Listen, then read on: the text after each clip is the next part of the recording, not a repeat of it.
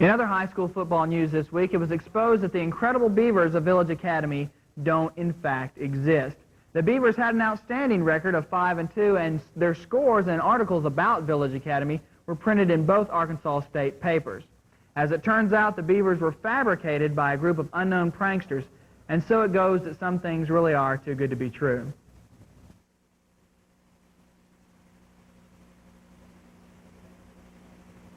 Well, that about wraps it up for sports this week. Next week, I'll be on assignment following up the story on the fictitious Village Academy Beavers. I'm going to try to get down to the bottom of that story.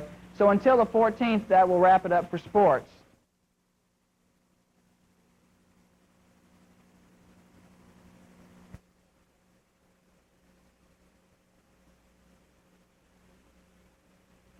$50. Village Academy Beavers. Well, thanks, Robin. It's good to be back. Well, this week's top story, as Robin mentioned, is the final chapter in the mysterious case of those unbelievable Beavers of Village Academy. And you might want to note that unbelievable is the key word in that sentence.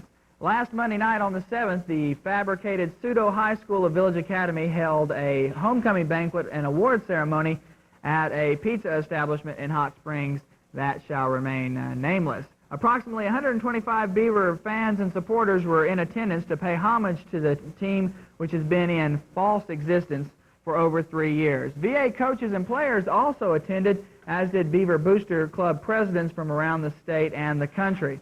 A school history was given by Beaver head football coach and Village Academy creator and founder, whom we'll call Mr. X. Mr. X, some family members and associates, inspired in part by the April Fool's Day Sid Finch story, which appeared in Sports Illustrated, made up the school and the football team late in 1984, and then reported the first score, Village Academy 6, Rayville, Louisiana 6, in September of 1985. Village Academy was supposedly located in extreme southern Arkansas, and as a result, the Beavers played teams from Louisiana. However, because the team had no stadium, obviously because they had no school, all of their football games were played on the road. In fact, at the banquet, a girl was crowned with an attractive roll of duct tape, I might add, as their coming queen, because logically she could not be a homecoming queen. At the end of the 1985 season, the Beavers, this is funny stuff, the Beavers had a 4-2-1 record and had also gained a tremendous following.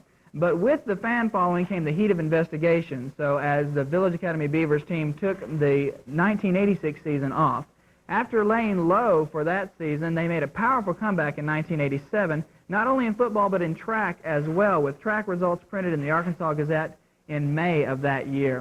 The 1987 football season was a successful one for the Beavers, and as the team closed with a 6-3-1 record early on in 1988, the Invincible Beaver track squad was capturing awards at meets across the state. And as August rolled around, the fictitious Beaver football team was gearing up for another fantastic season. But in mid-season, after defeating Trinity Heights Eagles 19-0, an anonymous letter reached the sports desk of the Arkansas Democrat exposing the school as non-existent. This was a real shame, too, because the Beavers had a record of 5-2 up to that point, and they had some real potential as far as well-grounded hopes for playoff potential. But the real driving force behind the Beaver athletic program was an incredible athlete, incredible but fictitious, remember, by the name of Jess Norman. This young man could throw the ball, he could rush successfully, and he also participated in track and field events. Jess had offers from colleges all over the country, but he wasn't just a great athlete. He was well-versed in academics and music and could play the clarinet better than practically anybody. We're talking about a real Renaissance man, but sadly enough, Jess, like the Village Academy Beavers football team, was completely fabricated. However, the nice folks at the Beaver Banquet were very real, and I want to thank them for the invitation to cover the story. It was a great evening of story swapping and good pizza, and everyone who attended had a great time.